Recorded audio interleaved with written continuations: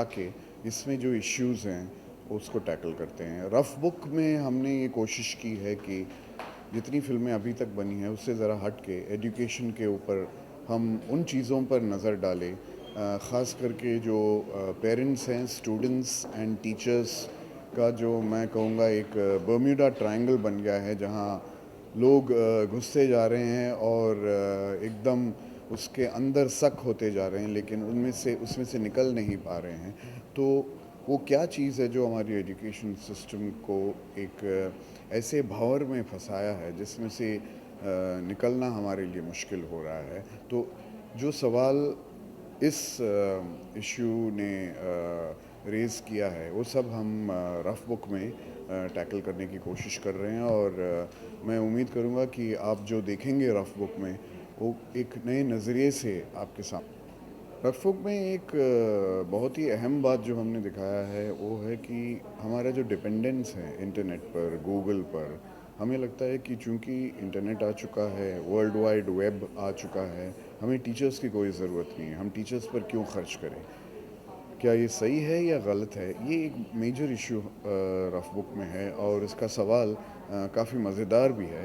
तो मेरे ख़्याल से आप फ़िल्म देखेंगे तो आपको पता लगेगा कि इस सवाल का जवाब हाँ में है या ना में है। रफ़ बुक में जितनी चीज़ें या जितने इंसिडेंट्स आप देखेंगे, जितने कैरेक्टर्स आप देखेंगे, वो सारे रियल लाइफ पर बेस्ड हैं।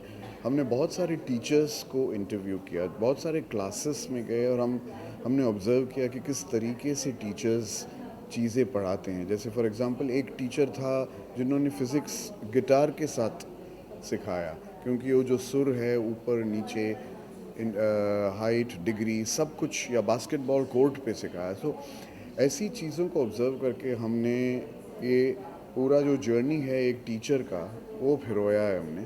और एक तरीके से मैं कहूँगा कि rough book is a slice of life. जो भी आप इसमें देखेंगे कहीं ना कहीं आप रिलेट करेंगे, क्योंकि ये स्टूडेंट्स जो हैं वो भी सारे रियल लाइफ से ही लिए गए हैं, वो एक्टर्स नहीं हैं, पहली बार उन्होंने कैमरा फेस किया है। टीचर्स जो हैं, हमने बहुत सारे सीन्स में रियल टीचर्स को इंक्लूड किया, क्योंकि टर्मिनोलॉजी जो फिज़िक्स और केमिस्ट्री का है वो सब हमने ऑथेंटिक रखा है। और पेरेंट्स का जो डायलेमा है कि हम किस तरीके से हमारे स्टूडेंट्स, हमारे जो बच्चे हैं उनको हैंडल करें, क्योंकि पेरेंट्स एक जनरेशन से है जो इस जनरेशन से पहले हैं, जो इस जनरेशन जिस तरीके से सोचता है और जो टेक्नोलॉजी ने टेक ओवर किया है वो शायद पेरेंट्स उस जनरेशन से वाकिफ़ नहीं हैं। तो उनका जो एक अंतर है वो भी हमने टैकल किया है। सो ये जो ट्रायंगल है पेरेंट्स, टीचर्स और स्टूडेंट्स का, ये एक बहुत ही इंटरेस्टिंग ट्रायंगल है। जो ये टेक्नोलॉजी जो है जो इस तरीके से अभी फैला हुआ है कि हमारे जो स्टूडेंट्स हैं वो पेरेंट्स से भी जुदा हो गए हैं और टीचर से भी जुदा हो गए हैं। और इसमें कुछ कैरेक्टर्स ऐसे हैं जो गूगल को लेकर ऐसे ये करते हैं, बोस्ट करते हैं कि जब सब कुछ गूगल पर अवेलेबल है तो हमें आपकी क्या ज़रूरत है। और टीचर्स के पास ये जवाब आम तौर पे होता नहीं है, लेकिन हमने कुछ इसमें इजाद किया है इस फिल्म में कि टीचर्स ने भी एक सवाल उन्हीं बच्चों से किया है, और उन्हें साबित करके दिखाया है कि सिर्फ टेक्नोलॉजी या गूगल आपकी ज़िंदगी के प्रॉब्लम्स को सॉल्व नहीं करते, उसका एप्लीकेशन अगर आप नहीं जानते तो आप बहुत तकलीफ़ में होंगे, और उस एप्लीकेशन को सिखाने के लिए हमें टीचर्स की ज़रूरत है और एजुकेशन की ज़रूरत है।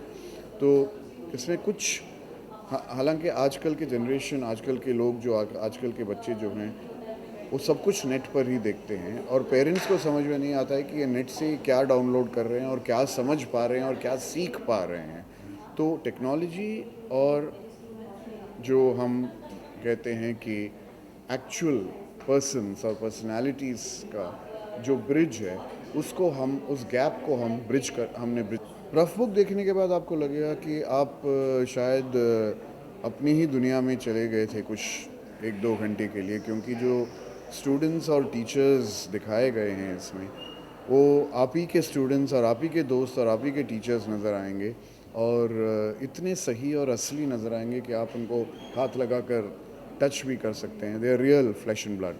सो जब आप रफ बुक से बाहर आएंगे तो शायद आप बाहर आएंगे नहीं, वो रफ बुक आपके अंदर समा जाएगा, और उस फ़िल्म के साथ आप बहुत देर तक रहेंगे, क्योंकि वो फ़िल्म में कुछ ऐसी बातें बताई गई हैं, कुछ ऐसे लोगों को आपके सामने लाया गया, ऐसे पात्र को आपके सामने लाया गया है जो आपके बहुत एक्चुअली बहुत करीब है। और जब आप उसको देखेंगे न सिर्फ आप मुस्कुराएंगे, बल्कि आपके मन में एक ऐसी एक भावना भी जाग उठेगी कि आप एजुकेशन और फ्यूचर को एक नए नज़रिए से देखें।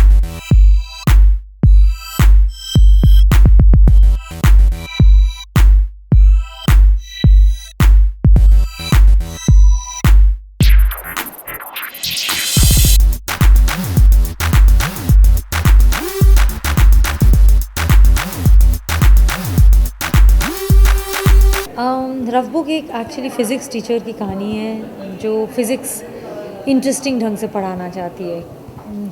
फ़िज़िक्स एक मैथ्स ये सब ऐसे सब्जेक्ट्स हैं जो कभी कभी लोग मतलब स्टूडेंट्स बहुत डर जाते हैं कि बहुत भारी भरकम सब्जेक्ट है, पता नहीं क्या होगा कैसे होगा। लेकिन संतोषी जो मैं जिसका रोल किरदार मैं निभा रही हूँ, वो एक ऐसी टीचर है जो ये मानती है कि हम ब्लैक बोर्ड में सिर्फ उसके फार्मूलाज लिख दिए हम लोगों ने, ये साइन थीटा ऐसा है, कॉस थीटा वैसा है, टैन थीटा ये है, तो उससे सिर्फ थियोरेटिकल चीज़ें रह जाती हैं और उसी से स्टूडेंट्स डर जाते हैं कि पता नहीं मैथ्स, फिज़िक्स, ट्रिग्नोमेट्री क्या क्या होगा।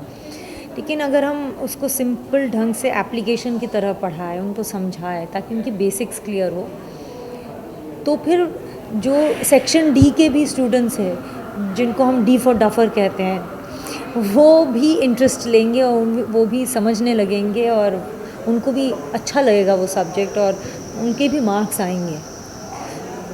तो कहानी जो है वो ये एजुकेशन, ये एक टीचर और उनके स्टूडेंट्स के थ्रू हमारे देश के जो एजुकेशन सिस्टम के बारे में एक कमेंट है दैट हम लोग एजुकेशन और सिलेबस सिर्फ टारगेट्स के लिए बनाते हैं, एग्जामिनेशन के लिए बनाते हैं, लेकिन बच्चों को कुछ समझ में नहीं आता है, वो उनको उनका जो एप्लीकेशन है वो चीज़ वो समझ नहीं पाते हैं और बस मतलब हम कहते हैं ना रटाफिकेशन तो मार्क्स आ जाते हैं, लेकिन उनकी क्रिएटिविटी, उनका इमेजिनेशन, उसकी नर्चरिंग नहीं होती है। इसीलिए अभी कुछ दिन पहले ही एक टीवी चैनल पे एक डिस्कशन आया था जहाँ बहुत सारे एजुकेशनिस्ट ने ये कहा कि हमारे देश से वो बड़े बड़े साइंटिफिक इनोवेशंस क्यों नहीं हो रहे हैं। हम लोग आईटी वगैरह में बहुत अच्छा कर रहे हैं, लेकिन वी ओनली वर्किंग, हम प्रोवाइड कर रहे हैं, हम टेक्नोलॉजी को इन्वेंट नहीं कर पा रहे, वो यूएस से ही क्यों हो रहा है।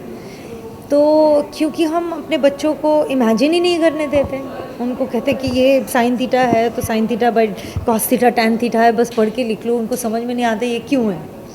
So it's about all those things और मुझे बहुत मज़ा आया ये प्ले करने में, टीचर बनने में जैसे कि आपने कहा।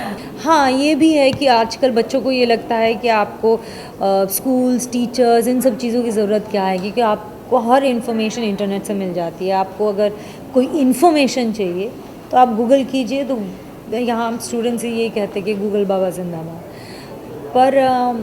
पर नॉलेज और उस नॉलेज को इंटरप्रेट करना जो है, एजुकेशन आपको वो चीज़ सिखाती है, आपका माइंड एक्सपोज करती है।